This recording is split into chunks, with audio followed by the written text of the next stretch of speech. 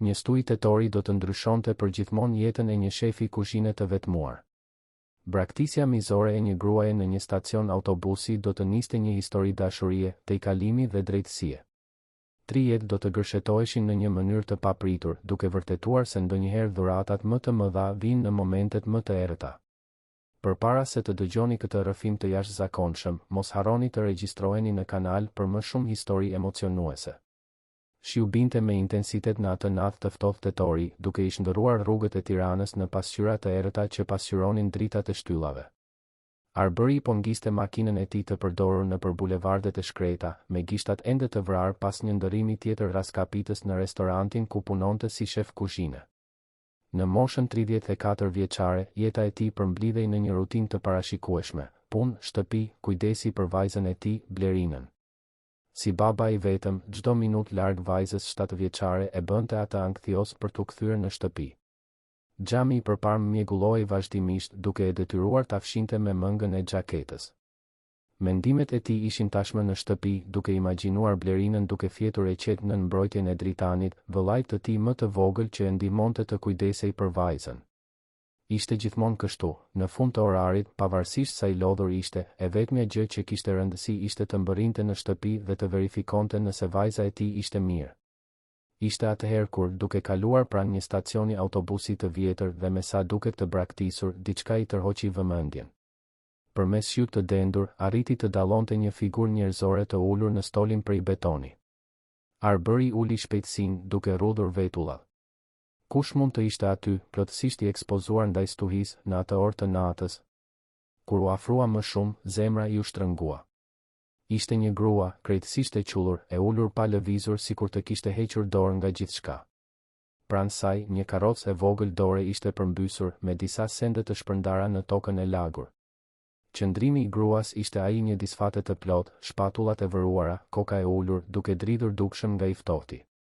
Arbery ndaloi makinën disa metra më përpara dhe ndaloi me dritat e emergjencës. Përmes pasqyrës së pasme, vëzhgoi skenën për disa sekonda, duke debatuar me veten nëse duhej të përfshihej. Përvoja e tij si baba i vetëm e kishte bërë atë të kujdesshëm me të huajt, por diçka në atë imazh e shqetësonte thellësisht. Gruaja mbante syze e dielli edhe me shiun intensiv dhe në errësirën e natës, gjë që i dukej e çuditshme. Zbriti nga makina dhe eci ngadalë drejt stacionit të autobusit, duke ndjerë shiun e akull të depërtonte në rrobat e tij të punës. Teksa afrohej, mund të dëgjonte tingullin e ngashërimeve të mbytura të përziera me zhurmën e stuhisë. Gruaja qante në mënyrë të dëshpëruar, sikur e gjithë dhimbja e botës të ishte përqendruar në atë moment. "Më falni," tha Arbery butësisht, duke u përpjekur të mos e tremte. "Zonjë, a jeni mirë?" Gruaja ngriti fytyrën në drejtim të zërit, por sytë e saj mbetën të fshehur pas syzeve të diellit të lagura. Arbery vuri re se ajo ishte e re, ndoshta rreth të 30-tave, me flokë gështenjë të ngjitur pas fytyrës nga shiu.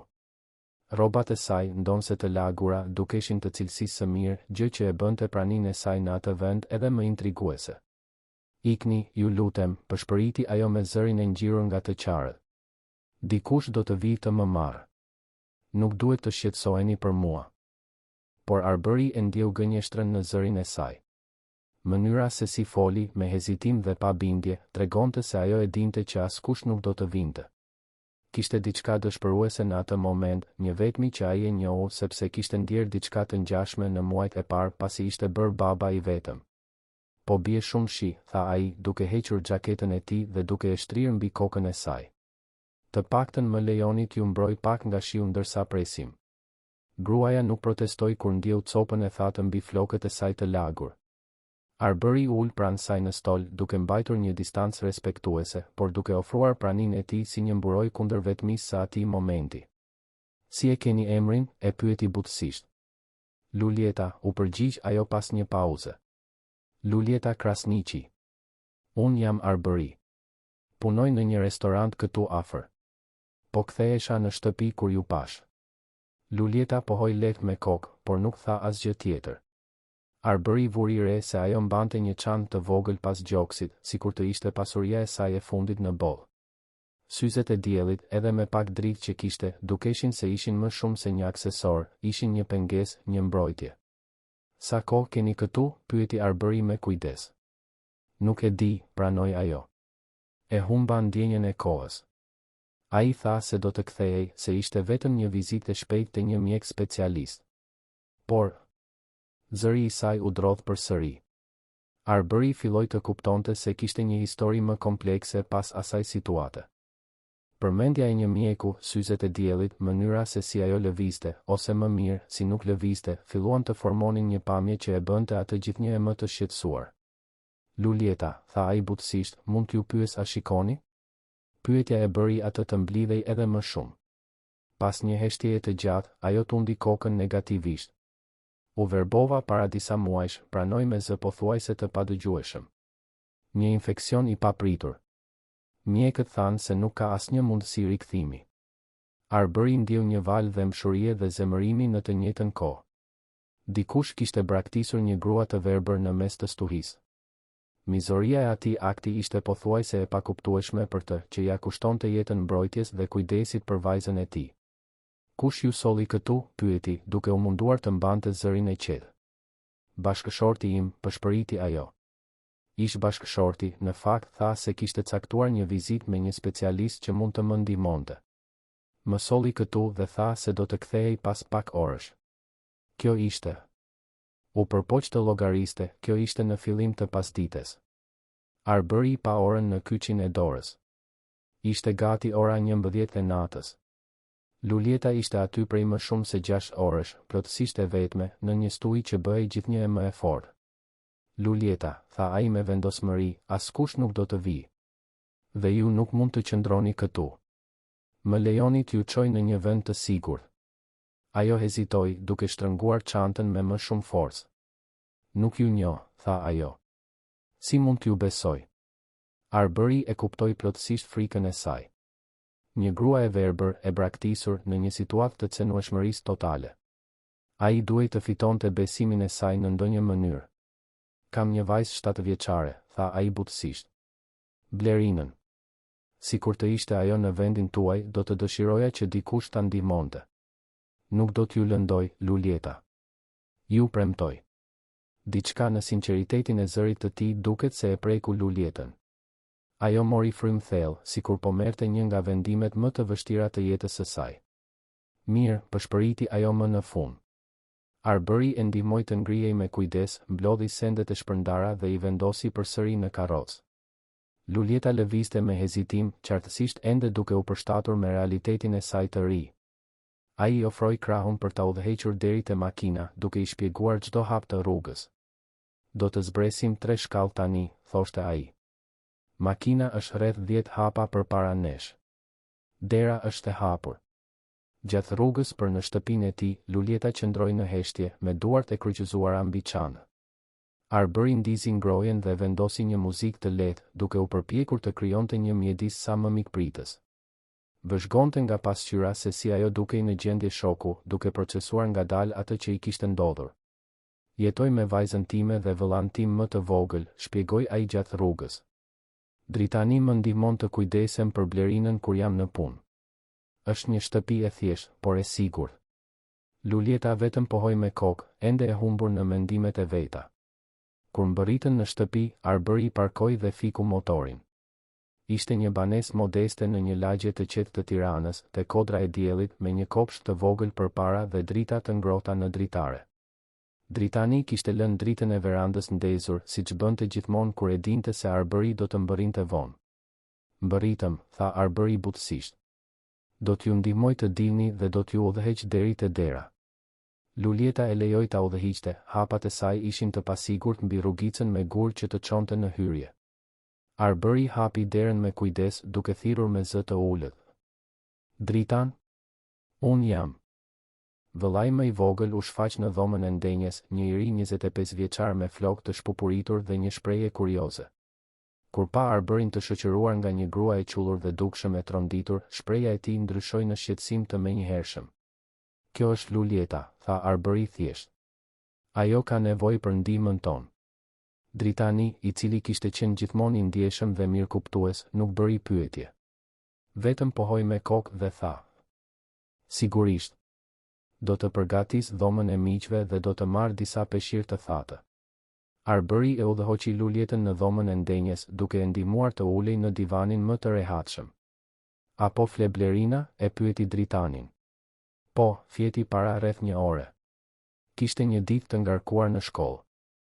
Arbëri ndjeu një lehtësim. Ishte më mirë që Blerina të mos e dëshmonte atë moment fillestar. Do të kishte kohë për prezantime kur Luljeta të ishte më e qëndrueshme.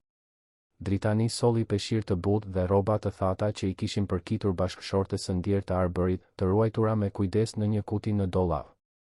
Ishin veshje të thjeshta, por të pastra dhe të rehatshme. Arbëri shpjegoi situatën me përshpëritje ndërsa Luljeta qëndronte e ulur, ende duke u dridhur lehtë nga i ftohti dhe shoku. Luljeta, tha Arbëri butësisht, Dritani solli disa rroba të thata për ju. Ka një banjë aty afër dhe peshqir të pastër. Dëshironi t'ju udhëheq deri atje? Ajo pohoi me mirënjohje. Arbëri e udhëhoqi me kujdes nëpër korridor duke përshkruar çdo detaj të rrugës. Dera është në të djathtën tuaj. Brenda ka një karrige ku mund të uleni dhe i kam lënë rrobat të rregulluara mbi lavaman. Ndërprerësi i dritës është pranë derës, por mos u shqetësoni për këtë tani. Luljeta hezitoi para se të hynte. Ju nuk më njihni, tha ajo me zë të brishtë. Pse po më ndihmoni? Arbëri u mendua për një moment para se të përgjigjej.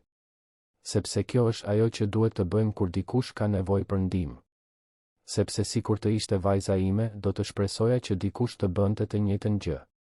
Kur Luljeta doli nga banja, e transformuar nga rrobat e thata dhe flokët e pastër, Arbëri dhe Dritani po përgatitnin një çaj të nxehtë në kuzhinë. Ajo lëvizte me më shumë besim tani, me një dorë që prekte gjithmonë murin ose mobiljet për të orientuar. Ndjej erë kamomili, tha ajo, me një buzëqeshje të lehtë për herë të parë. Dritani bën çajin më të mirë në Tiranë, u përgjigj Arbëri, duke e udhëhequr drejt një karrigeje në tavolinën e kuzhinës. Ai ka një talent të veçantë për t'u kujdesur për njerëzit.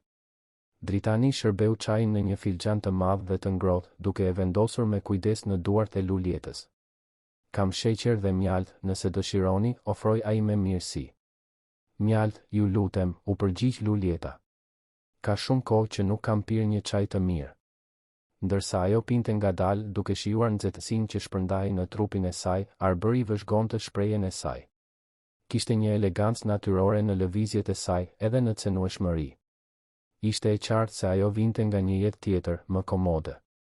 Luljeta, tha Arbëri me kujdes, nuk keni nevojë të na tregoni asgjë nëse nuk dëshironi. Por nëse ka dikë që duhet ta njoftojmë se jeni e sigurt. Ajo tundi kokën negativisht. Nuk ka askën. Familja ime jeton në Vlorë dhe pasi u verbova. Zëri i saj u drodh. Njerëzit zhduken kur bëhesh e parehatshme për ta. Dritani dhe Arbëri shkëmbyen vështrime të heshtura. Hidhërimi në zërin e saj zbulonte një dhimbje më të thellë se thjesht braktisja e asaj nate. Po ish bashkëshorti juaj, pyeti Dritani butësisht. A duhet të shqetësohemi për të? Luljeta qeshi, por ishte një e qeshur pa humor. Klodiani nuk do të më kërkoj. Ai mori atë që donte. Çfarë donte ai? Pyeti Arbëri, duke ndjer një zemërim në rritje. Luljeta vendosi filxhanin mbi tavolinë dhe mori frym thellë, sikur po përgatitej të zbulonte diçka të dhimbshme. Ne kishim një biznes së bashku. Unë isha dizajner bizhuterish, kisha markën time, e ndërtova gjithçka gjatë 10 viteve. Kur u verbova, ai tha se do të më ndihmonte të vazhdoja, se do të ishte sytë e mi. Por gradualisht filloi të merrte kontrollin e gjithçkaje. Arbëri u përkul përpara, i interesuar dhe i shqetësuar. Si kështu? Së pari ishin fjalëkalimet e kompjuterëve, sepse unë nuk mund t'i shkruaja më lehtësisht. Pastaj llogaritë bankare, sepse kishte nevojë për dikë që të më ndihmonte me transaksionet. Më pas, kontratat me furnitorët, klientët, dyqani online. Tha se ishte e përkohshme, derisa të përshtatesha. Dritani bëri një tingull mosmiratimi. Por ai nuk e ktheu kurrë kontrollin. Më keq se aq, vazhdoi Luljeta, zëri i saj po bëhej më i fortë teksa fliste. Para 2 javësh, zbulova rastësisht se ai e kishte kaluar të gjithë biznesin në emrin e tij. Kur e ballafaqova, tha se ishte për të mbrojtur pasurinë tonë, se një person i verbër nuk mund të administronte një kompani. Arbëri ndjeu zemërimin t'i vlonte në gjoks. Mizoria dhe manipulimi ishin të qarta. Dhe nuk mund të bëni asgjë ligjërisht. Si, pyeti Lulieta me hidhërim. Ai ka të gjitha dokumentet, të gjitha fjalëkalimet, të gjitha kontaktet. Dhe unë. Ajo bëri me shenjë nga sytë e saj, unë jam vetëm një grua e verbër që nuk mundet as të provoj se kompania ishte fillimisht e imja. Heshtja që pasoi ishte e ngarkuar me indinjadh. Arbëri pa Dritanin, i cili ishte qartësisht duke menduar intensivisht. Lulieta, tha Dritani ngadalë, a keni ruajtur kopje rezervë të ndonjë gjëje?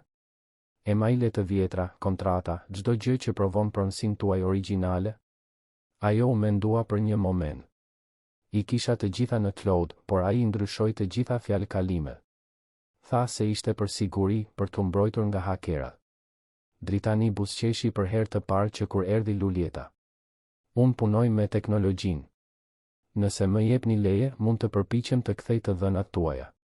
Ka mënyra për të hyrë në kopjet e vjetra rezervë, veçanërisht nëse mbani mend informacione specifike rreth llogarive. Arbëri pa një shkëndij shprese të ndizej në sytë e Lulietës, edhe pse të fshehur pas syzeve të diellit. Do ta bënit këtë? Por pse? Mezi më njihni. Sepse ajo që ju ndodhi është e padrejtë, tha Arbëri me vendosmëri. Dhe sepse kemi mundësinë të ndihmojmë për ta korrigjuar këtë. Në atë moment, tingulli i hapave të vegjël që zbrisnin shkallët ndërpreu bisedën. Blerina u shfaq në hyrje të kuzhinës, duke fërkuar sytë e përgjumur dhe e veshur me një pishame me një brirësh. Babi, tha ajo me zërin e ngjirur nga gjumi. Dëgjova zëra. Arbëri u ngrit menjëherë dhe shkoi te vajza. Blerina, shpirti im, ti duhet të ishe duke fjetur. Por Blerina tashmë e kishte vënë re Lulietën të ulur në tavolinë. Me kuriozitetin natyror të fëmijëve, ajo eci drejt për drejt te gruaja. Përshëndetje, tha Blerina thjesht. A jeni e re këtu? Lulieta ktheu fytyrën në drejtim të zërit dhe për një moment, fytyra e saj u zbut plotësisht. Përshëndetje, e dashur. Unë jam Lulieta. Ti duhet të jesh Blerina. Si e di emrin tim, pyeti Blerina, e intriguar. Babi yt më tregoi për ty, tha se ka një vajzë shumë të veçantë. Blerina buzëqeshi dhe, pa hezitim, ju afrua edhe më shumë Lulietës. Pse mbani syze dielli brenda në shtëpi? Arbëri u bë gati të ndërhynte, por Lulieta ngriti dorën butësisht, duke treguar se gjithçka ishte në rregull. Sepse sytë e mi nuk punojnë më, shpjegoi Lulieta me thjeshtësi. Kështu që i përdor këto syze për t'i mbrojtur. Blerina e procesoi këtë informacion me pranimin natyror të fëmijëve. Kjo do të thotë që nuk mund t'i shihni pishamet e mia me një brirësh. Lulieta buzëqeshja e parë e sinqertë që Arbëri kishte parë prej saj. Nuk mund t'i shoh, por mund t'i imagjinoj. Jam e sigurt që janë të bukura. Janë roz me xixa, thiri Blerina. Dhe kanë një brirësh të madh përpara me një krif të artë. Duken magjike, u përgjigj Lulieta, dhe Arbëri mund të shihte se ajo ishte sinqerisht e prekur nga pafajësia e fëmijës. Blerinës, pa pritur, i lindi një ide. Dëshironi t'ju përshkruaj shtëpinë tonë? Kështu do ta dini si është gjithçka këtu. Arbëri ishte gati të thoshte se ishte vonë dhe Blerina duhet të kthehej në krevat, por Lulieta e parapriu. Do ta dëshiroja shumë këtë, Blerina. Por ndoshta mund ta bëjmë nesër?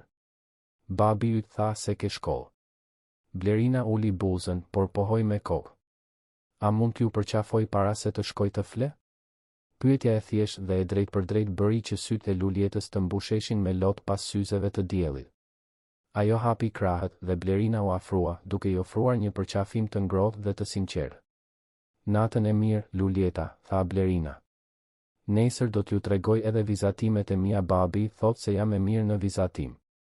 Pasi Arbëri e çoi Blerinën përsëri në krevat, ai u kthye në kuzhinë për të gjetur Lulietën duke fshirë lotët e heshtur. Më falni, tha ajo. Është se ka kaluar aq shumë kohë që kur dikush nuk më ka trajtuar si një person normal. Vajza juaj është e veçantë. Ajo është bota ime, tha Arbëri thjesht. Dhe ju e path sa natyrshme sillet me ju. Blerina ka një instinkt të veçantë për njerëzit e mirë. Dritani, i cili kishte vëzhguar të gjithë ndërveprimin në heshtje, ju afrua tavolinës. Lulieta, nëse dëshironi të provojmë të kthejmë të dhënat tuaja, mund të filloj nesër. por do të më duen të gjitha informacionet që mund të mbani mend rreth llogarive tuaja, datat e rëndësishme, emrat e klientëve të vjetër. Çdo gjë që mund të shërbejë si verifikim identiteti. Lulieta pohoi me vendosmëri.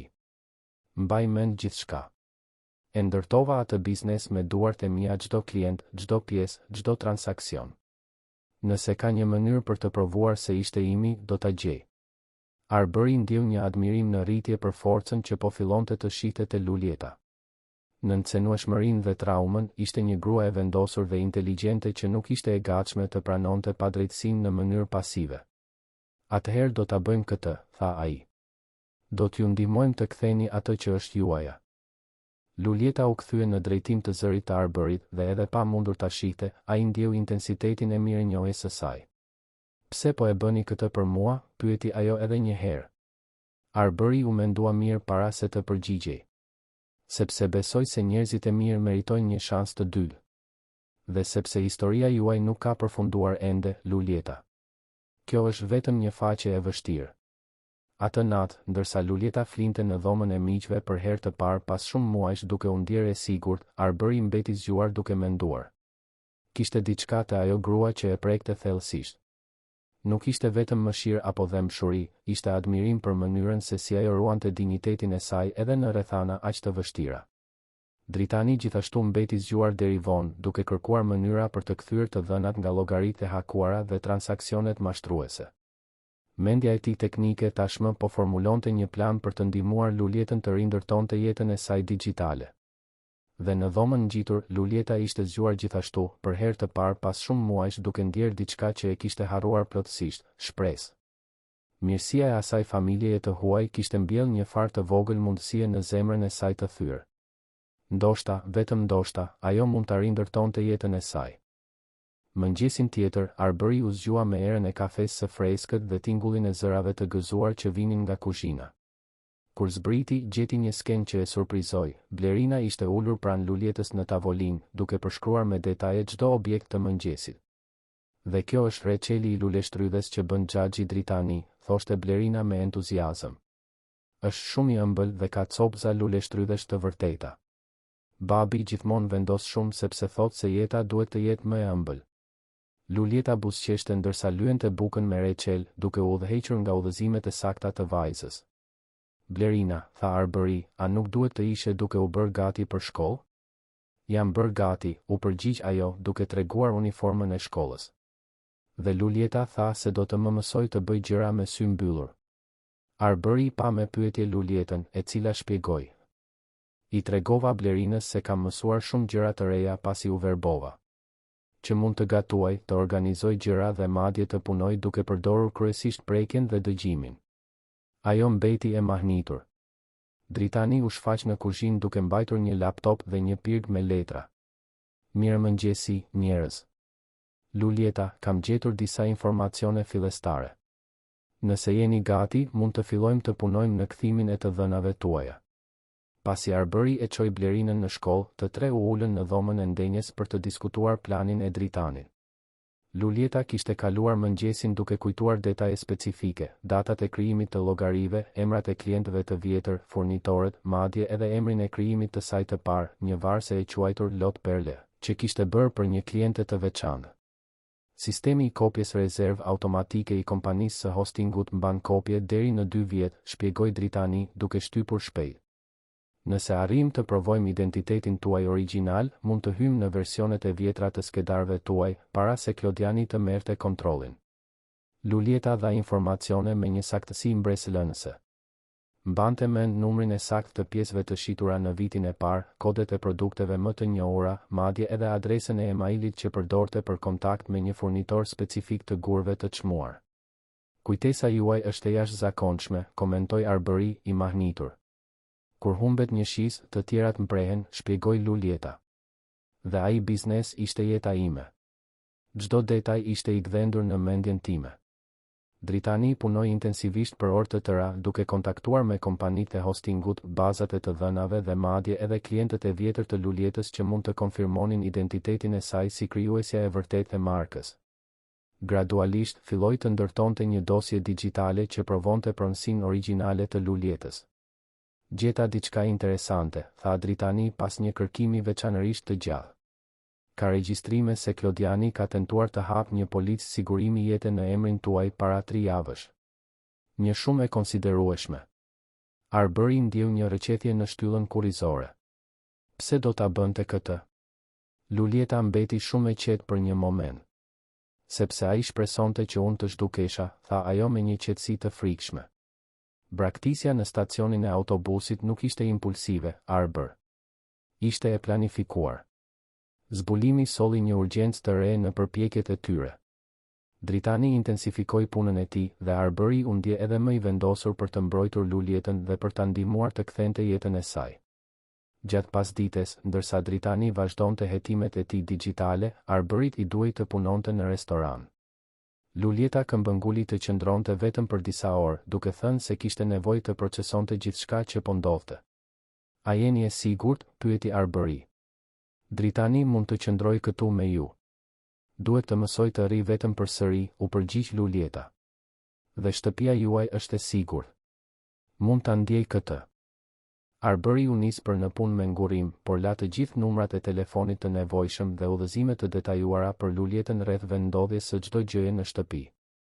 Vetëm për herë të parë pas shumë muajsh pa u ndjerë e kërcënuar, Lulieta eksploroi me kujdes shtëpinë. Kaloi gishtat mbi mobilje duke memorizuar vendosjen e çdo dhome. Në dhomën e ndenjes zbuloi një bibliotekë plot me libra dhe, në maj, disa fotografi në korniza. Mori një nga fotografitë dhe kaloi gishtat mbi xham, duke u përpjekur të imagjinonte imazhet. E dinte se nuk mund t'i shihte, por në një farë mënyre, prekja e objekteve personale të Arberit e ndihmonte të kuptonte më mirë se kush ishte ai. Ishte atëherë kur një ide filloi të merrte formë në mendjen e saj. Gjatë viteve, puna e saj si dizajner bishuterish ishte bazuar kryesisht në shikimin, ngjyrat, shkëlqimet, simetria vizuale. Por tani, me realitetin e saj të ri, ndoshta mund të krijonte diçka ndryshe. Bishuteri të bazuara në prekje, në peshë, në teksturë. Pjesë që tregonin histori përmes prekjes. Kur Arberi u kthye nga puna atë natë, gjeti Lulietën në kuzhinë duke përgatitur darkën me Blerinën. Vajza po adhuronte t'i mësonte Lulietës vendodhjen e çdo mjeti dhe përbërësi. Si ishte dita e parë vetëm? Pyeti Arberi. Zbuluese, u përgjigj Lulieta. Kam menduar ndoshta është koha të ndaloj së përpjekuri të kthej jetën time të vjetër dhe të filloj të ndërtoj një të re. Arberi u ul në tavolinë, i interesuar. Çfarë doni të thoni? Lulieta vendosi një tenxhere mbi sobë dhe u kthye në drejtim të zërit të tij. Kam kaluar vite duke krijuar bizhuteri që njerëzit i shikonin. Por tani mund të krijoj bizhuteri që njerëzit t'i ndjejnë. Pjesë që kanë kuptim përmes prekjes, peshës, teksturës. Histori që mund të tregohen pa parë. Blerina përplasi duart e entuziazmuar. Si një varse që tregon një histori kur e prek. Pikërisht, tha Lulieta, duke buzëqeshur. Çdo pjesë do të ishte unike, e bërë për të treguar historinë specifike të atij që e mban. Arberi u ndje i prekur nga vendosmëria në rritje e Lulietës. Në pak ditë, ajo kishte kaluar nga një grua e dëshpëruar dhe e braktisur në dikë që po shite mundësi krijuese në realitetin e saj të ri. Dritani erdhi në shtëpi në atë moment duke mbajtur një dosje plot me dokumente të printuara dhe me një shprehje triumfuese. Kam lajme, njoftoi ai. Lajme të mira. Të gjithë u mblodhen në dhomën e ndenjes ndërsa Dritani organizoi letrat e tij mbi tavolinën e mesit. Kam arritur të kthej praktikisht gjithçka, tha ai me krenari. Regjistrimet e krijimit të kompanisë, listat e klientëve, dizajnet origjinale, transaksionet bankare të viteve të para. Kam prova të mjaftueshme për të treguar se Lulieta është themeluesja dhe pronarja e vërtet e biznesit. Lulieta mbajti frymën. Dhe çfarë do të thotë kjo? Do të thotë që mund të padisim Klodianin për përvetësim të palishëm dhe transferim mashtrues të pasurisë. Gjithashtu gjeta prova se ai ka devijuar gati $200,000 nga llogaria e kompanisë në llogari personale. Arberi fërshëlleu ulët. Kjo është shumë para. Dhe ka më shumë, vazhdoi Dritani. Tentativa për të hapur një policë sigurimi jete pa dijenin tuaj mund të konsiderohet tentativë për mashtrim. Bisedova me një avokate të specializuar në krimet financiare dhe ajo tha se kemi një rast shumë të fortë. Lulieta qëndroi në heshtje për një moment të gjatë, duke procesuar informacionet. Sa kohë do të duhej, pyeti më në fund. Për të marrë kontrollin e kompanisë? Ndoshta disa muaj. Për dëm shpërblimin financiar mund të duhet më shumë kohë, varet se si do të reagojë Klodiani. Lulieta u ngrit dhe eci deri te dritarja, duke vendosur dorën mbi xham. Dua ta bëj këtë, tha ajo me vendosmëri. Jo vetëm për veten time, por për të gjithë njerëzit e tjerë që Klodiani mund të përpiqet të mashtrojë në të ardhmen. Arbëri ju afrua asaj. Nuk do të jetë e lehtë, e paralajmëroi ai. Klodiani ndoshta do të përpiqet të mbrohet, ndoshta madje edhe të përpiqet të më friksoj, plotsoi Lulieta. Arbër, ai më braktisi të verbër në mes të stuhisë. Nuk ka asgjë më të keqe që ai mund të më bëjë.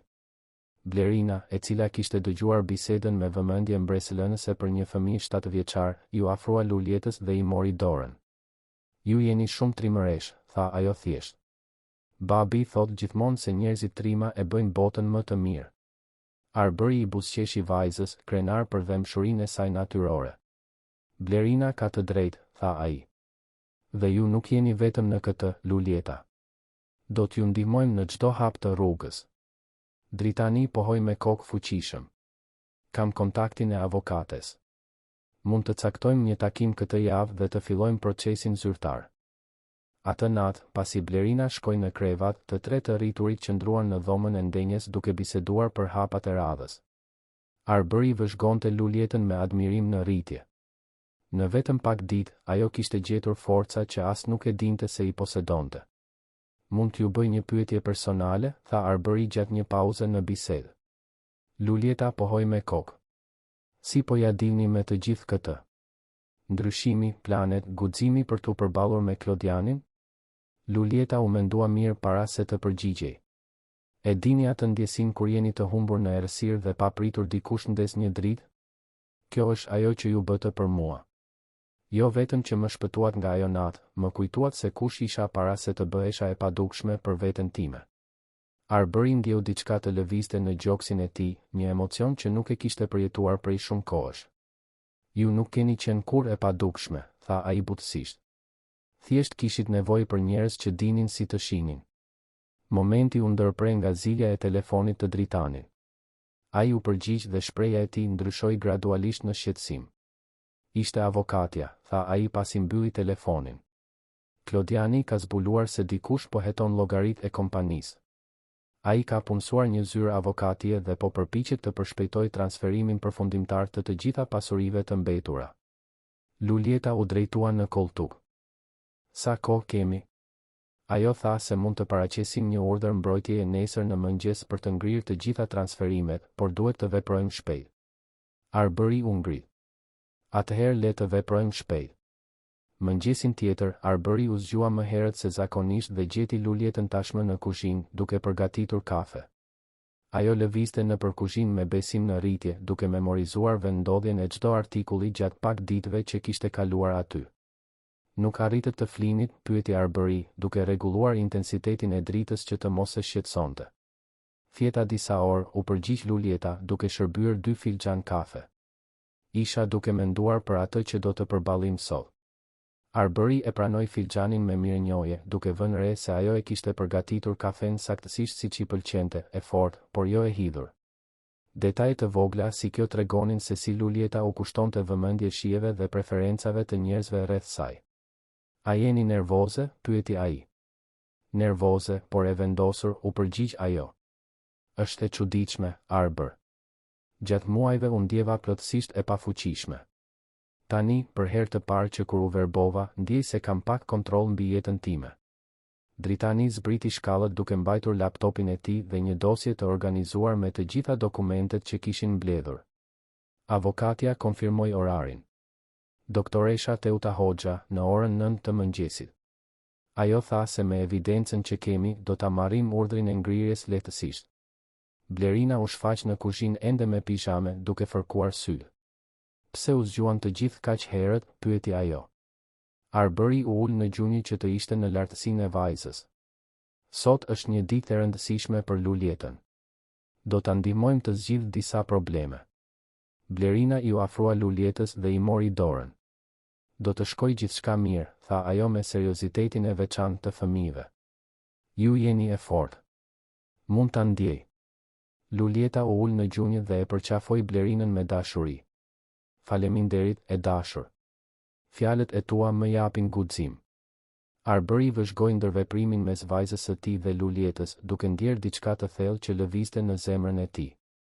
Blerina ishte lidhur me Lulietën në mënyrë natyrale dhe të sinqertë, dhe Arbëri mund të shihte se ndjenja ishte reciproke. Pasi la Blerinën në shkollë, Arbëri, Lulieta dhe Dritani u drejtuan për në zyrën e doktoresh Teutës. Ishte një ndërtesë moderne në qendër të Tiranës dhe Arbëri u tregua shumë i kujdesshëm për të përshkruar çdo detaj të mjedisit për Lulietën teksa ecnin. Doktoresh Teuta u tregua një grua kompetente dhe e drejtë për drejtë, rreth të 50-tave, me një reputacion solid në rastet e mashtrimit financiar. Ajo pranoi dokumentacionin nga Dritani me interes në rritje. Rall shoh një rast me prova aq mirë të organizuara, komentoi ajo, duke shfletuar letrat. Zoti Dritan, puna juaj e hetimit digital është mbreslënëse. Dritani u skuq paksa nga lëvdata. Vetëm dëshiroja të ndihmoja Lulietën të kthej atë që i takon me të drejtë. Avokatja u kthye nga Lulieta. Zonja Lulieta, duhet të kuptoni se ky proces mund të jetë i gjatë dhe ndonjëherë i vështirë. Klodiani ndoshta do të përpiqet të kundërshtojë gjithçka dhe mund të përpiqet edhe t'ju frikësojë. Jeni e përgatitur për këtë? Lulieta u drejtua në karrige. Doktoresh Teuta, ai më braktisi të verbër në mes të stuhis, më vodhi biznesin dhe u përpoq të fshinte identitetin tim. Nuk ka asgjë që ai mund të bëjë që të jetë më keq se ajo që ka bërë tashmë. Avokatja buzëqeshi, qartësisht e mahnitur nga vendosmëria e Lulietës. Atëherë le të fillojmë. Së pari, do të marrim urdhrin për të ngrirë të gjitha transferimet e pasurive. Pastaj do të paraqesim një padi civile për të kthyer aktivet tuaja dhe një kallëzim penal për përvetësim të paligjshëm. Procesi në gjykatën civile ishte surprizueshëm i shpejtë. Me dokumentacionin që Dritani kishte mbledhur, gjykatësi dha urdhrin menjëherë, duke ngrirë të gjitha llogaritë dhe pronat që lidheshin me biznesin e bishuterive. Klodiani do ta marrë njoftimin sot pasdite, shpjegoi doktoresh Teuta. Pres që ai të kontaktoj me ne brenda 48 orëve të ardhshme. Kur dolën nga gjykata, Lulieta dukej e transformuar. Kishte një lehtësi në hapat e saj që Arbëri nuk e kishte parë më parë. Si ndiheni? Pyeti ai. E lirë, u përgjigj ajo thjesht. Për herë të parë pas shumë muajsh, ndjej se po bëj diçka për veten time. Dritani sugjeroi të festonin me një drekë në një restorant aty afër, por Lulieta kishte një plan tjetër. Në fakt, tha ajo me hezitim, do të dëshiroja të shkoja në një vend specifik, nëse nuk ju prish punë. Arbëri dhe Dritani ranë dakord menjëherë, kurioz për destinacionin. Lulieta i drejtoi në një lagje artistike të Tiranës, plot me dyqane të vogla të specializuara dhe atelje. Ndaluam përpara një dyqani materialesh për bishuteri, një biznes i vogël familjar që shiste mjete, gur të çmuar dhe metale të çmuara. Ky ishte furnitori im i preferuar, shpjegoi Lulieta. Ka vite që nuk kam ardhur këtu. Pronari, një zotëri i moshuar rreth të 60-tave i quajtur Gjergj, e njohu Lulietën menjëherë, pavarësisht syzeve të diellit. Lulieta. Vajza ime e dashur, thiri ai me gëzim. Ka muaj që nuk ju kam parë. Si jeni? Lulieta buzëqeshi trishtueshëm. Përshëndetje, Gjergj. Shumë gjëra kanë ndodhur. U verbova para disa muajsh. Gjergji mbeti dukshëm i shokuar, por shpejt shpreha e tij ndryshoi në një shprehje dashurie dhe vendosmërie. O Zot! Çfarë gjëje e tmerrshme! Por ju jeni këtu, jeni e fortë. Kjo është ajo që ka rëndësi. Arbëri vëzhgoi me admirim se si Gjergji u përshtat menjëherë me realitetin e ri të Lulietës, duke folur drejt për drejt me të dhe madje duke i udhëhequr duart për të prekur disa nga pjesët në ekspozitë. E dini, tha Gjergji mendueshëm, gjithmonë kam thënë se keni një prekje të veçantë. Arrinte të ndjenit cilësinë e një guri vetëm nga pesha dhe tekstura. Ndoshta tani kjo dhunti është edhe më e vlefshme. Lulieta kaloi dorën mbi një tabaka me gur gjysmë të çmuar, gishtat e saj dallonin automatikisht midis llojeve dhe cilësive të ndryshme. Gjergj, tha ajo ngadalë, ende mund të punoj. Vetëm duhet të mësoj një mënyrë ndryshe. Fytyra e plakut u ndriçua. Sigurisht që mundeni. Kam mjete speciale, teknika që nuk varen nga shikimi. Mund t'ju mësoj si në kohët e vjetra kur mjeshtrit e bishuterive punonin kryesisht përmes prekjes. Arbery ndjeu një emocion të thellë duke parë Luljetën të rizbulonte pasionin e saj. Kishte diçka magjike në mënyrën se si gishtat e saj kërcenin mbi gurët dhe mjetet, sikur po rigjente një pjesë të humbur të vetes. Do të dëshiroja të filloja me diçka të vogël, tha Luljeta. Ndoshta disa pjesë unike, eksperimentale. Diçka të bazuar në prekje dhe teksturë më shumë se sa në pamjen vizuale. Gjergji përplasi duart me entuziazëm. Perfetto. Kam hapësirën prapa, një atelje të vogël që pothuajse nuk e përdor më. Mund të punoni atje kurdo që të dëshironi. Kur dolën nga dyqani, duke mbajtur një set të vogël bazë mjetesh që Gjergji këmbënguli t'ia jepte dhuratë, Arbery vuri re një transformim të plotë të Luljeta. Ajo ecte me qëllim, kokën lart, shpatullat e forta. Faleminderit, tha ajo gjatë rrugës së kthimit për në shtëpi. Për çfarë? Pyeti Arbery. Sepse më ndihmua të kujtoj se kush jam. Jo vetëm gruaja që u braktis apo viktima që ka nevojë për ndihmë, por artistja, krijuesja, personi që mund të bëjë gjëra të bukura në botë. Arbery ndaloi se ecuri dhe u kthye nga ajo. Luljeta, tha ai butësisht, ju keni qenë gjithmonë të gjitha këto gjëra. Ne vetëm ju ndihmuam t'i shinit përsëri. Ajo buzëqeshi dhe Arbery vuri re se ishte hera e parë që e shite të buzëqeshte pa asnjë hije trishtimi. Atë pasdite, ndërsa Luljeta eksperimentonte me mjetet e saj të reja në tavolinën e dhomës së ndenjes, duke e shndërruar përkohësisht në një atelje të vogël, Blerina erdhi nga shkolla plot kuriozitet.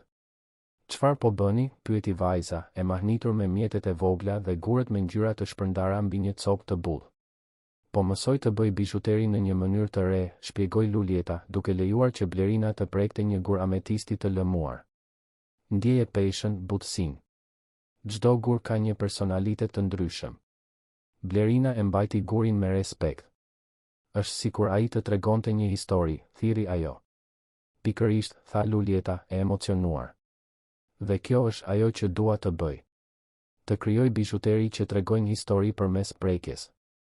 Arbery vëzhgonte nga kuzhina ndërsa përgatiste darkën, duke parë vajzën e tij dhe Luljetën duke punuar së bashku. Kishte diçka thellësisht prekse në mënyrën se si lidheshin, sikur të ishin bërë për të qenë në jetën e njëri tjetrit. Telefoni ra duke ndërprer momentin. Ishte doktoresh Teuta. Arber, tha Luljeta, duke vënë re ndryshimin në zërin e tij gjatë telefonatës. Çfarë ka? Arbery mbylli telefonin me një shprehje serioze. Klodiani u është përgjigjur urdhrit të ngrirjes, tha ai. Ai dëshiron të negociojë. Luljeta vendosi mjetin që mbante mbi tavolinë. Çfarë do të thotë kjo? Do të thotë se ai e di që është në një pozitë të keqe dhe dëshiron të përpiqet të bëjë një marrëveshje para se kjo të shkojë në gjyq, shpjegoi Arbery. Doktoresh Teuta dëshiron të caktojë një takim për javën e ardhshme. Luljeta mbeti menduese për një moment. Dua të përballem me këtë drejt për drejt, tha ajo më në fund. Dua ta shoh Klodianin në sy, ose më mirë, dua që ai të shoh në sytë e mi atë që nuk arriti të shkatëronte. Blerina, e cila kishte qenë duke dëgjuar bisedën me vëmendje mbresëlënëse për një fëmijë 7 vjeçar, ju afrua Luljetës. A do t'i mbani syzet e diellit në takim? Pyeti ajo me pafajësi. Luljeta preku butësisht skeletin e syzeve. Nuk e di, e dashur. Këto syze kanë qenë mbrojtja ime për muaj të tërë. Nuk e di nëse jam gati t'i heq. Arbery u ul në gjunjë pranë koltukut ku ishte ulur Luljeta. Ju nuk keni nevojë t'i provoni asgjë askujt, tha ai butësisht. Mbajini nëse ju bëjnë të ndiheni më rehat. Forca juaj nuk vjen nga ajo që të tjerët mund ose nuk mund të shohin në sytë tuaj. Luljeta vendosi dorën mbi atë të Arberyt dhe ai ndjeu një rrymë elektrike të kalonte në krahun e tij. Ishte hera e parë që ajo fillonte një prekje fizike dhe besimi i nënkuptuar në gjest e preku thellësisht. Faleminderit, përshpëriti ajo. Për gjithçka. Në atë moment, Arbery e diti me siguri absolute se Luljeta ishte bërë shumë më tepër se një person që ai po ndihmonte. Ajo ishte bërë dikush pa të cilin ai nuk mund ta imagjinonte jetën. Java që pasoi ishte një përzierje e përgatitjes intensive dhe momenteve të intimitetit të papritur. Lulieta kalonte mëngjeset me doktoresh Teutën duke rishikuar dokumentet dhe duke u përgatitur për takimin me Klodianin dhe pasditet në ateljen e improvizuar në shtëpinë e Arbërit duke krijuar pjesët e saj të para me teknikën e re. Arbëri vëzhgonte i mahnitur se si punonte ajo. Gishtat e saj lëviznin me saktësi mbi gurët dhe metalet, sikur të mund të shite përmes prekjes. Çdo lëvizje ishte e qëllimshme, çdo zgjedhje e bazuar në teksturën, peshën dhe temperaturën e materialeve.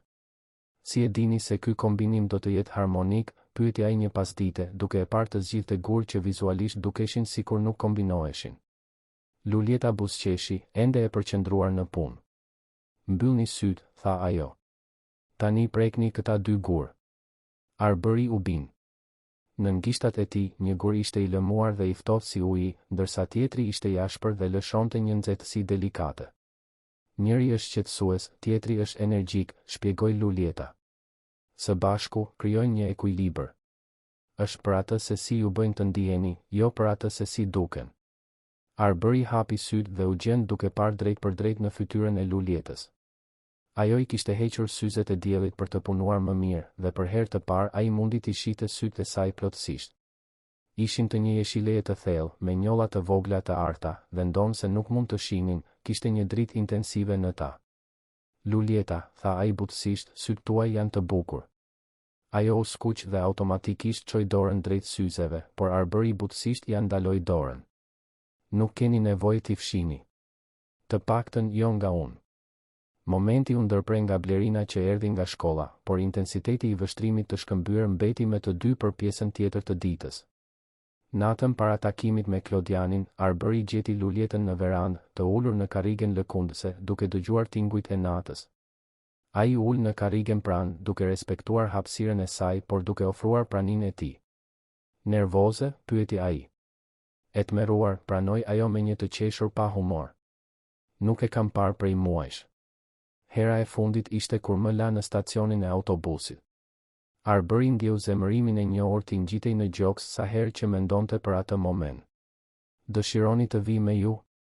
Lulieta u kthye në drejtim të zërit të tij, e surprizuar. Do ta bënit këtë? Sigurisht, tha ai pa hezitim. Ju nuk duhet ta përballoni këtë vetëm. Po restoranti? Puna juaj? Mund të kërkoj nga dikush të mbulojë ndërimin tim. Ju jeni më e rëndësishme. Thjeshtësia e deklaratës bëri që zemra e Lulietës të rrite shpejt. Askush nuk i kishte vendosur kur nevojat e saj para punës, komoditetit apo interesave të veta.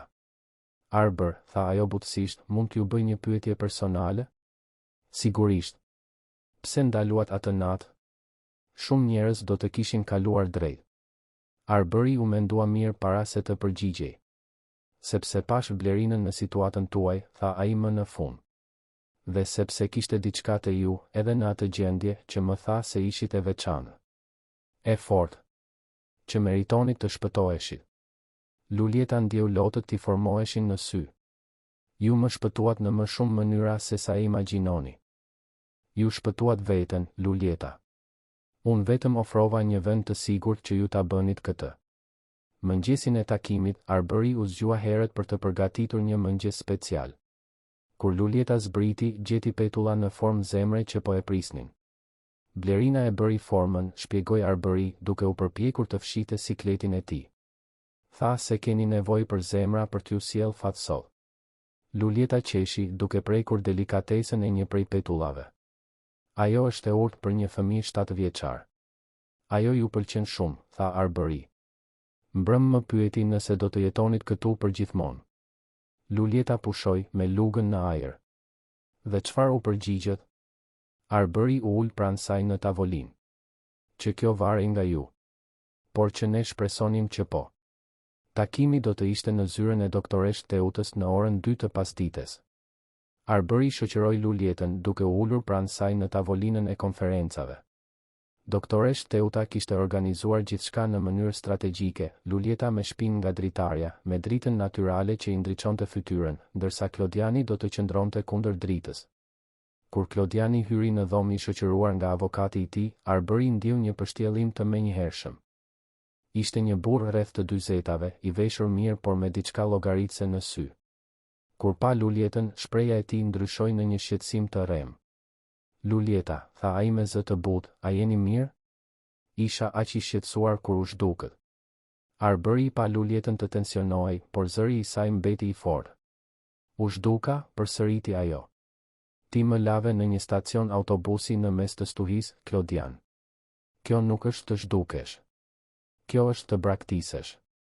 Avokati i Klodianit u përpoq të ndërhynte, por doktoresh Teuta e heshti me një gjestë. Zoti Klodian, tha ajo zyrtarisht, klientja ime ka prova substanciale për përvetësim të palishëm, transferim mashtrues të pasurisë dhe tentativë për mashtrim sigurimi. Sugjerojmë një marrëveshje për të shmangur një proces penal. Klodiani u rregullua në karrige, maska e tij e shqetësimit ra për një moment. Lulieta ishte e paqëndrueshme pasi u verbua, tha ai. Unë po mbroja pasurinë tonë nga vendimet impulsive. Ishte atëherë kur Lulieta bëri diçka që i surprizoi të gjithë. Ngadalë, me qëllim, ajo hoqi syzet e saj të diellit dhe i vendosi mbi tavolinë. Sytë e saj, edhe pa shikim, dukeshin sikur shikonin drejt për mes Klodianit. E paqëndrueshme, tha ajo me zë të ulët por të fuqishëm. Ti vodhe kompaninë time, devijove paratë e mia dhe u përpoqe të fshije identitetin tim. Dhe kur kjo nuk mjaftoi, më braktise duke shpresuar që unë të zhdukesha përgjithmonë. Zbulimi i tentativës për mashtrim të sigurimit të jetës ishte goditja përfundimtare. I ballafaquar me prova të pakundërshtueshme dhe mundësinë e akuzave penale, Klodiani u dorëzua. Marrëveshja ishte më e mirë se çdo gjë që kishin shpresuar. Klodiani do të kthente kontrollin e plot të kompanisë, do të rimbursonte të gjitha paratë e devijuara me interes dhe do të paguante një dëmshpërblim shtesë për dëmet e shkaktuara. Në këmbim, Lulieta nuk do të vazhdonte me akuzat penale. Ka një kusht, tha Lulieta me vendosmëri. Dua që ti të pranosh, këtu, përpara të gjithëve, atë që bëre. Klodiani hezitoi, por avokati i tij i përshpëriti diçka në vesh. Ai e dinte se ishte në një pozitë të pamundur. Unë përvetësova në mënyrë të palishme pasuritë e kompanisë së Lulietës, tha ai me ngurrim. Dhe e braktisa kur ajo kishte nevojë për ndihmë. Dhe pse, insistoi Lulieta. Klodiani uli syt. Sepse mendova se ajo do të ishte më e lehtë për t'u kontrolluar pasi të verbohej. Dhe kur nuk ishte, mendova se do të ishte më e lehtë nëse ajo thjesht nuk do të ishte më rrotull. Heshtja që pasoi ishte shurdhuese. Arbëri ndjeu një përzierje zemërimi dhe admirimi për guximin e Lulietës për të detyruar këtë rrëfim. Kur dolën nga zyra 2 orë më vonë, Lulieta ishte ligjërisht në kontroll të jetës së saj përsëri. Arbëri vëzhgoi ndërsa ajo ecte në trotuar, shpatullat drejt, duke marrë frymë thellë ajrin e pasdites. Si ndiheni? Pyeti ai. E plotësuar, u përgjigj ajo thjesht. Për herë të parë pas shumë muajsh, ndjej se jam vetvetja përsëri. Ata ndaluan në një park të vogël pranë zyrës. Arbëri e udhëhoqi Lulietën deri në një stol në një pemë, dhe ata u ulën në një heshtje komode, duke procesuar atë që kishte ndodhur. Arbër, tha Lulieta pas pak minutash, mund të rrëfej diçka? Çdo gjë. Gjatë gjithë procesit, gjëja që më dha më shumë forcë nuk ishte perspektiva për të kthyer kompaninë apo paratë e mia, ishte dia se ju dhe Blerina do të më prisnit në shtëpi. Arbëri ndjeu zemrën t'i rritë shpejt. Lulieta. E di që është e komplikuar, vazhdoi ajo shpejt. E di që keni Blerinën për të menduar dhe që unë jam ende duke rindërtuar veten. Por nuk mund të shtihem sikur nuk ndjej diçka të thellë për ju të dy. Arbëri u kthye të shihte profilin e saj. Drita e pasdites luante në flokët e saj dhe kishte një cenueshmëri në qëndrimin e saj që binte në kontrast me forcën që ajo kishte treguar në takim. Mund t'ju tregoj një sekret, tha ai. Ajo pohoi me kokë. Blerina pyeti nëse mund t'ju quante nën. Lulietës i iku fryma. Çfarë i tha? I thash se ajo duhet t'ju pyes juve kur të ndihej gati. Lulieta u kthye plotësisht në drejtim të tij, sytë e saj pa shikim dukeshin sikur kërkonin fytyrën e tij.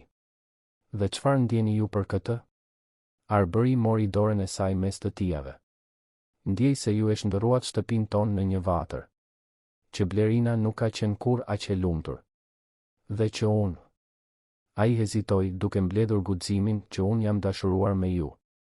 Rrëfimi mbeti në ajër mes tyre për një moment para se Lulieta të buzëqeshte, një buzëqeshje rrezatuese që e transformoi plotësisht fytyrën e saj. Edhe unë jam dashuruar me ju, pëshpëriti ajo. Me ju të dy. Arbëri u përkul dhe, shumë butësisht, preku buzët e saj me të tia. Ishte një puthje e ëmbël, plot me premtime dhe fillime të reja. Kur u ndan, Luljeta qeshi lehtë. E dini çfarë është qesharake? Gjatë viteve kam krijuar bizhuteri të bazuara në bukurinë vizuale. Tani zbuloj se gjërat më të bukura në jetë nuk kanë nevojë të shihen për t'u ndjerë. Arbëri buzëqeshi duke prekur butësisht fytyrën e saj. Si kjo që po ndjej tani? Pikërisht, tha ajo, duke mbuluar dorën e tij me të sajën. Pikërisht kështu. Atë natë, kur mbërritën në shtëpi, Blerina vrapoi t'i priste me një ankth të dukshëm. Si shkoi? Pyeti ajo, duke parë mes dy të rriturve. Shkoi gjithçka mirë, tha Luljeta, duke u ulur në gjunjë për të përqafuar vajzën. Tani mund ta filloj jetën time vërtet. Blerina u largua dhe pa Luljetën me seriozitet. A do të thot kjo që do të ikni? Arbëri dhe Luljeta shkëmbyen vështrime. Blerina, tha Luljeta me kujdes, si do të ndieshe nëse unë do të qëndroja. Përgjithmonë? Sytë e vajzës u ndriçuan. Dëshironi të qëndroni? Vërtet? Nëse babi yt është dakord, po. Blerina pa Arbërin me pritshmëri. Babi? Arbëri buzëqeshi, duke kaluar krahët rreth dy njerëzve më të rëndësishëm të jetës së tij. Sigurisht që jam dakord. Familja jon ishte e paplot pa ju, Luljeta. Dhe për herë të parë pas shumë muajsh, ndërsa të tre përqafoheshin në hyrje të asaj shtëpie që ishte bërë një stre, Luljeta e diti se ishte vërtet në shtëpi. 6 muaj më vonë, jeta kishte gjetur një ritëm perfekt në shtëpinë që tani zyrtarisht strehonte familjen e plodh. Luljeta ishte zhvendosur përfundimisht, duke sjell pak sendet e saj personale dhe duke e shndërruar dhomën e miqve në një atelje të përhershme. Dritani, i cili fillimisht kishte menduar të zhvendosej për t'i dhënë më shumë privatësi çiftit, përfundoi duke qëndruar me kërkesën e të gjithëve. Prania e tij ishte bërë thelbësore në dinamikën familjare. Biznesi i Luljetës lulëzoi në një mënyrë që ajo nuk e kishte imagjinuar kurrë. Bizhuteritë e saj të prekshme fituan njohje jo vetëm në Tiranë, por në të gjithë vendin. Revistat e specializuara shkruan për bizhuteristën që sheh me duar dhe porosit vinin nga të gjitha anët. Çdo pjesë ishte unike, e krijuar posaçërisht për historinë dhe personalitetin e atij që do ta mbante. Gjergji ishte bërë më shumë se një furnitor, ishte një mentor dhe mik i dashur.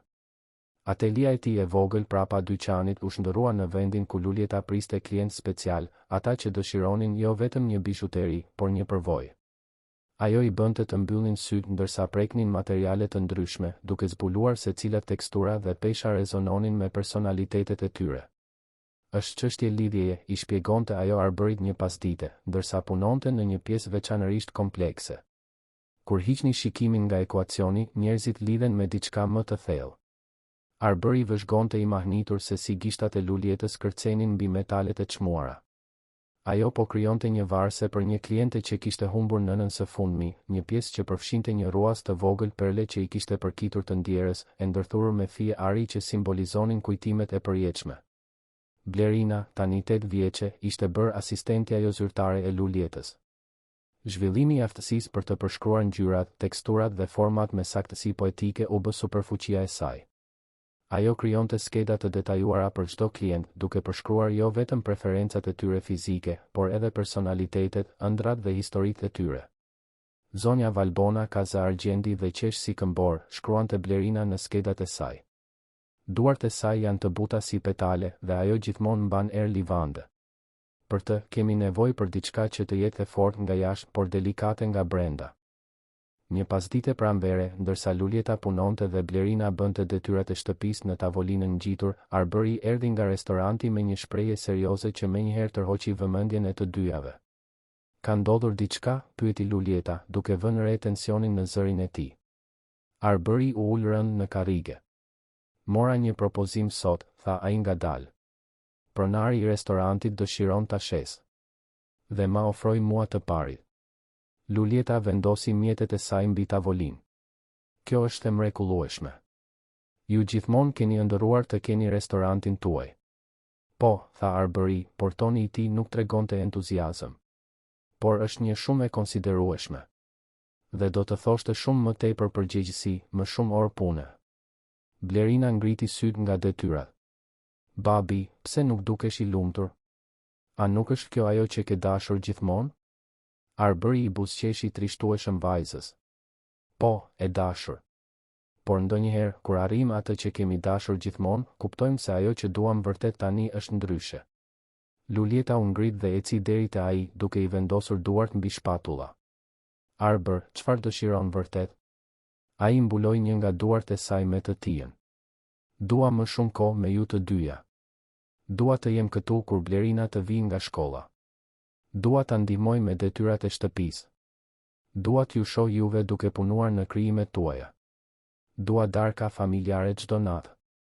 Lulieta u ul në gjunjë pranë karriges së tij.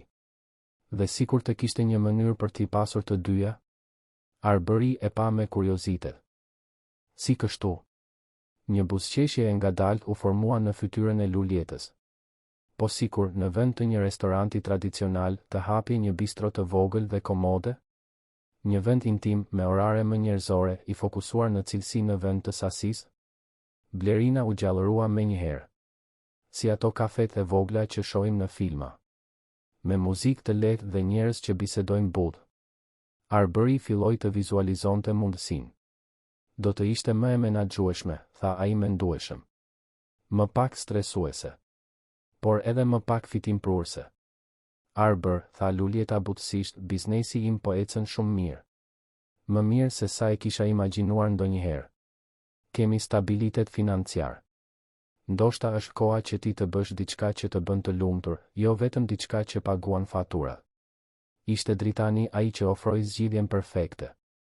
Duke mbërritur në shtëpi në atë moment dhe duke dëgjuar bisedën, ai u bashkua me diskutim me entuziazëm.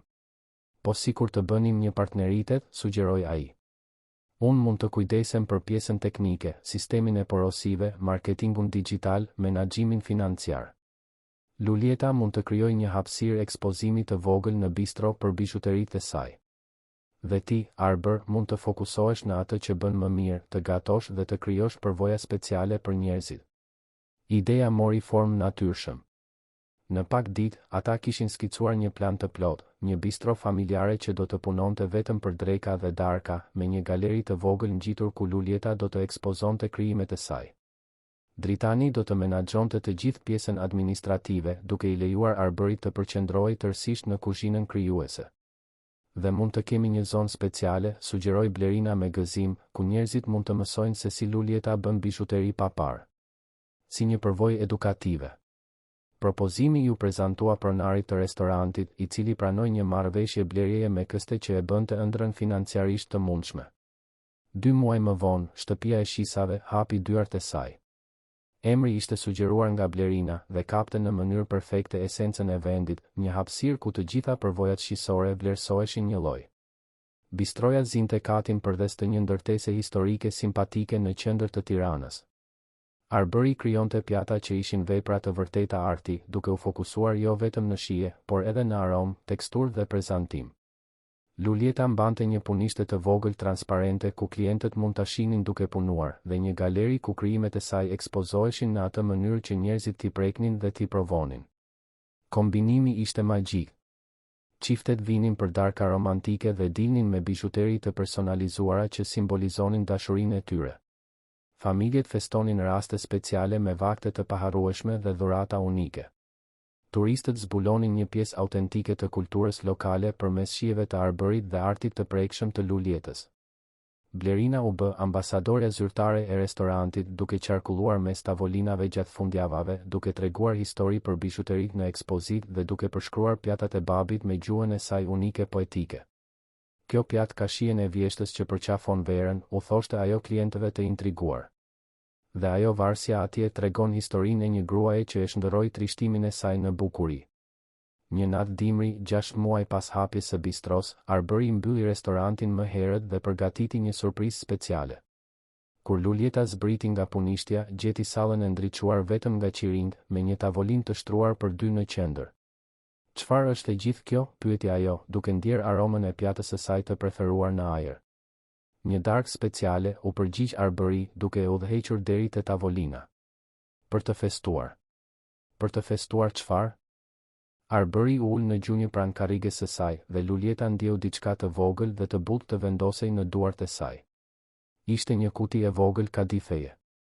Lulieta, tha ai me zërin që i dridhej nga emocioni, ka një vit që ju hyt në jetën time në natën më të errët që kam jetuar. Dhe që atëherë, çdo ditë ka qenë më e ndritshme. Lulieta hapi kutin me gishtat që i dridheshin. Brenda ishte një unaz, jo një pjesë tradicionale, por diçka që ajo e njohu menjëherë si punën e saj. Arbëri e kishte porositur pjesën fshehurazi të Gjergji, duke përshkruar saktësisht atë që donte. Është historia e familjes son, shpjegoi Arbëri. Baza është prej ari të përzier me argjend, duke përfaqësuar se si jetët tona të ndryshme u shkrin në mënyrë perfekte. Guri qendror është një smerald në ngjyrën e syve tuaj. Dhe rreth tij diamante të vegjël që simbolizojnë çdo moment special që kemi ndarë. Lulieta kaloi gishtat mbi çdo detaj të unazës, duke ndjer historinë e tyre të dashurisë të treguar përmes metalit dhe gurëve. Arbër, pëshpëriti ajo, lotët i rridhnin nëpër fytyrë. Martohu me mua, Lulieta. Bëhu bashkëshortja ime zyrtarisht. Bëhu nëna e Blerinës ligjërisht. Bëhu partnerja ime në gjithçka. Përmes lotëve, Lulieta buzëqeshi buzëqeshjen më rrezatuese që Arbëri kishte parë ndonjëherë. Po, tha ajo thjesht. Po për gjithçka.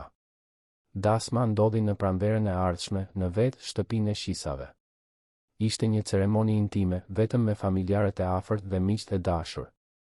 Gjergji mbylli dyqanin e tij për të qenë i pranishëm, doktoresh Teuta erdhi e shoqëruar nga bashkëshorti, dhe madje edhe disa klientë të rregullt të bistros u ftuan për të festuar. Blerina ishte shoqëruesja zyrtare dhe gjithashtu rrëfyesja e ceremonisë, një ide që lindi natyrshëm kur ajo pyeti nëse mund të përshkruante se sa e bukur ishte Lulieta në mënyrë që ajo të mund të shihte veten, përmes syve të vajzës së saj të adoptuar. Fustani juaj është si rreth e mëngjesit, thoshte Blerina me zë të lartë që të gjithë ta dëgjonin. I bardhë dhe i butë, por me shkëlqime të vogla që kërcejnë kur lëvizni. Flokët tuaj janë të lëshuar dhe kanë lule të vogla të ndërthurura. Dhe sytë tuaj shkëlqejnë aq shumë sa edhe pa syze, të gjithë mund ta shohin lumturinë në ta. Gjatë shkëmbimit të betimeve, Arbëri mbajti duart e Lulietës dhe i foli drejt për drejt asaj, sikur të ishin njerëzit e vetëm në boll. Lulieta, ju më mësuat se dashuria nuk ka të bëjë me shikimin, por me ndjenjen. Nuk ka të bëjë me përsosmërinë, por me pranimin. Premtoj të jem sytë tuaj kur të keni nevojë, duart tuaja kur nuk mund të arrini, dhe forca juaj kur të ndiheni e brish. Por kryesisht, premtoj të vazhdoj të mësoj nga ju se si t'i shndërroj sfidat në bukuri. Lulieta, nga ana e saj, hoqi syzet e diellit për herë të dytë në publik dhe foli me një zë të fortë dhe të qartë. Arbër, ju më gjetët në natën time më të errët dhe më sollët në drill. Jo vetëm që më shpëtuat, më ndihmuat të shpëtoj veten. Premtoj të jem partnerja juaj në të gjitha ëndrat, bashkëpunëtorja juaj në të gjitha aventurat, dhe nëna që Blerina meriton. Dhe premtoj të vazhdoj të krijoj gjëra të bukura në këtë botë, e frymëzuar nga dashuria që ndërtuam së bashku. Kur oficeri i gjendjes civile i deklaroi burr e grua, duartrokitjet e të ftuarve u përzien me të qeshura dhe lot lumturie. Festa vazhdoi deri vonë në natë, me muzikë live, pjatat speciale të Arbërit dhe një ekspozitë speciale të bishuterive që Lulieta kishte krijuar gjatë vitit. Çdo pjesë përfaqësonte një moment të rëndësishëm në rrugëtimin e saj të rimëkëmbjes dhe dashurisë. 2 vjet më vonë, familja u rrit përsëri. Këtë herë ishte Dritani ai që gjeti dashurinë, duke u martuar me Edirën, një mësuese arti që u dashurua me krijimtarinë dhe mirësinë e familjes. Dhe disa muaj pas kësaj, Arbëri dhe Lulieta morën lajmin që do të transformonte jetët e tyre edhe një herë, ajo ishte shtatzën. Blerina, tani 10 vjeçe dhe e pjekur përtej moshës së saj, ishte ajo që njoftoi lajmin për Xhaxhain dhe Nusën gjatë një darke familjare. Babi dhe mami do të kenë një fëmijë, tha ajo me një përzierje krenarie dhe përgjegjësie. Dhe unë do t'i mësoj atij gjithçka se si ta përshkruaj botën për mamin. Shtatzënia ishte një përvojë plotësisht e re për Lulietën.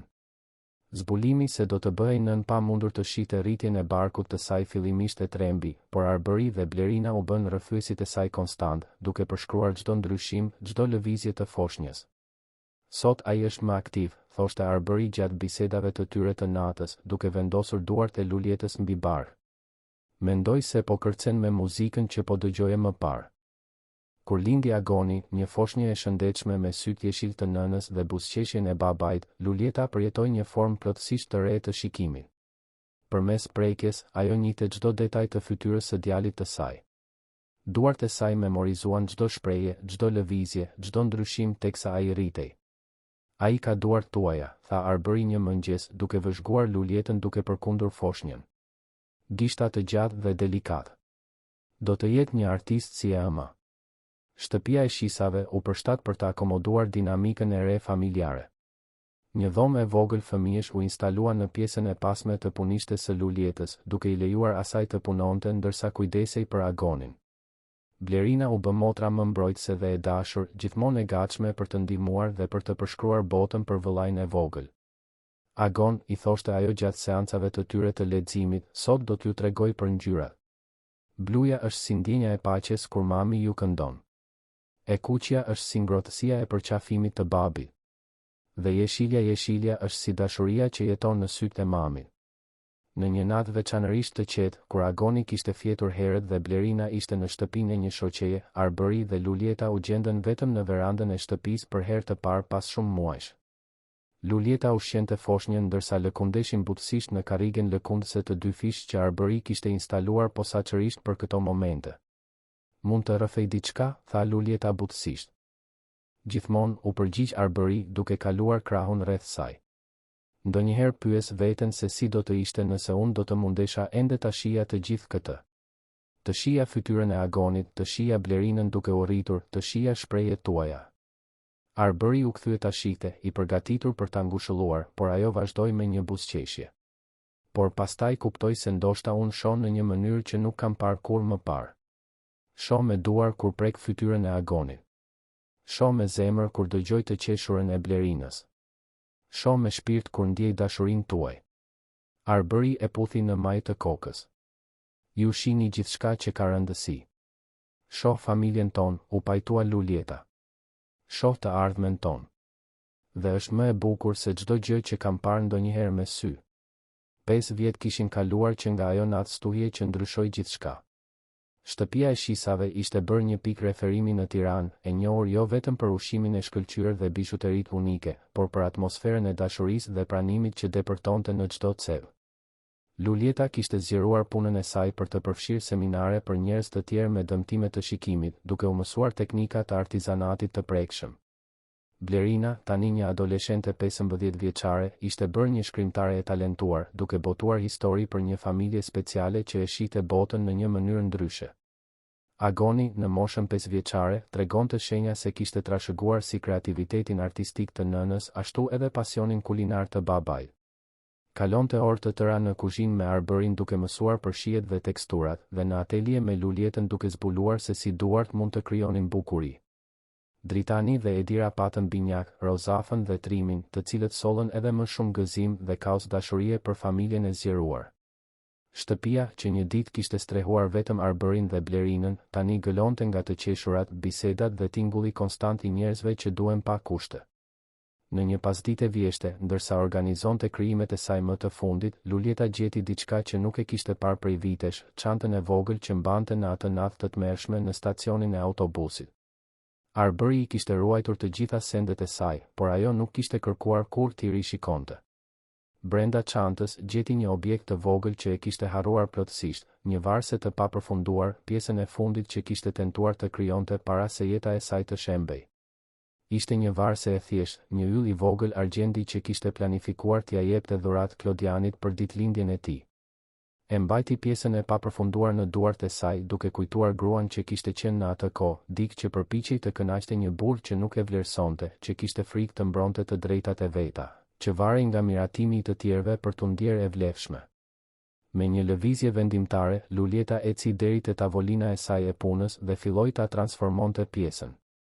Preu zinxhirin origjinal, rimodeloi yllin, shtoi elemente të reja, një hën në rritje për të përfaqësuar fillimet e reja, diamante të vegjël për të simbolizuar njerëzit special që ndriçuan rrugën e saj, dhe një bazë solide që përfaqësonte forcën që kishte gjetur te vetja. Kur mbaroi, kishte në duart e saj një varse plotësisht të re, një pjesë që tregonte historinë e një transformimi, të një gruaje që kishte gjetur dritën e saj edhe në errësirën më të thellë. Arbëri e gjeti duke punuar dhe e kuptoi menjëherë intensitetin emocional të momentit. Çfarë është? Pyeti butësisht. Lulieta tregoi varsen e riformuluar. Është një kujtim, tha ajo. Për atë që isha dhe për atë që u bëra. Arbëri e mbajti pjesën duke ndjer peshën e historisë së mishëruar në të. Është e bukur. Është ju. Lulieta buzëqeshi duke vendosur dorën mbi atë të Arbërit. Jo. Jemi ne. Është familja jon. Është gjithçka që ndërtuam së bashku. Atë natë, gjatë darkës familjare, Lulieta bëri një njoftim special. Kam diçka për të gjithë ju, tha ajo, duke nxjerrë kuti të vogla kadifeje që i kishte fshehur nën tavolinë. Çdo antar i familjes mori një bizhuteri unike, varse që tregonin historitë e tyre individuale dhe kolektive. Për Arbërin, një unazë speciale që plotësonte unazën e tij të martesës, e gdhendur me datën kur u njohën. Për Blerinën, një varse që simbolizonte rrugëtimin e saj nga vajzë në një grua të re. Për Agonin, një byzylyk të vogël me simbole që përfaqësonin pasionet e tij për muzikën dhe artin. Për Dritanin dhe Edirën, unaza që festonin bashkimin e tyre dhe kontributin për familjen e zgjeruar. Çdo pjesë është unike, shpjegoi Lulieta, ashtu si secili prej jush është unik. Por të gjitha janë të lidhura nga diçka e padukshme, dashuria që ndajmë. Blerina, tani e rritur mjaftueshëm për të kuptuar thellësinë e gjestit, e përqafoi Lulietën me lot në sy. Mami, ju e shndërruat familjen tonë në një vepër arti. Dhe ishte e vërtetë. Nga një natë stuhje dhe dëshpërimi kishte lindur diçka e jashtëzakonshme, një familje që provoi se dashuria mund të rritet në rrethanat më të pamundura, se forca mund të dalë nga cenueshmëria, dhe se ndonjëherë bekimet më të mëdha vijnë të maskuara si momentet e errësirës më të madhe. Arbëri pa rreth tavolinës duke parë çdo fytyrë të ndriçuar nga lumturia dhe mirënjohja, dhe e diti se ajo natë tetori, vite më parë, kur zgjodhi të ndalonte dhe të ndihmonte një të huaj në vështirësi, kishte qenë vendimi më i rëndësishëm i jetës së tij. E dini çfarë është qesharake? Tha ai me zë të lartë, duke kapur vëmendjen e të gjithëve. Çfarë, babi? Pyeti Agoni, gjithmonë kurioz. Sikur dikush të më thoshte në atë natë me shi se isha duke gjetur jo vetëm një person për të ndihmuar, por shpirtin tim binjak, nënën e fëmijëve të mi, partneren e ëndrave të mia. Unë ndoshta nuk do ta besoja. Lulieta buzëqeshi duke zgjatur dorën përmes tavolinës për të prekur dorën e tij. Dhe sikur dikush të më thoshte se humbja ime më e madhe do të bëhej zbulimi im më i madh, se humbja e shikimit do të më ndihmonte të shija atë që vërtet ka rëndësi, as unë nuk do ta besoja.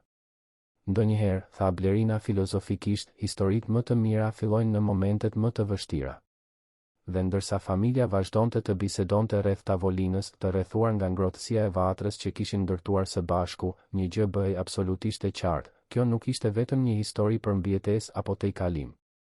Ishte një histori për dashurinë e vërtetë, lloji i dashurisë që transformon, që shëron, që ndërton ura mbi humnera që duken të pakalueshme. Dashuria që sheh përtej kufizimeve, që gjen bukurinë në papërsosmërinë, që krijon familje nga të huajt dhe mrekulli nga momentet e zakonshme. Dhe si të gjitha historitë më të mira të dashurisë së vërtetë, kjo do të vazhdonte të shkruhej çdo ditë, në çdo gest dashurie, në çdo të qeshur të ndarë, në çdo sfidë të përballuar së bashku, duke vërtetuar se ndonjëherë, kur hap zemrën për të ndihmuar dikë, përfundon duke shpëtuar veten. Fundi i historisë. Të dashur dëgjues, shpresojmë që rrugëtimi i Arbërit, Lulietës dhe Blerinës të ketë prekur zemrat tuaja po aq sa preku tona.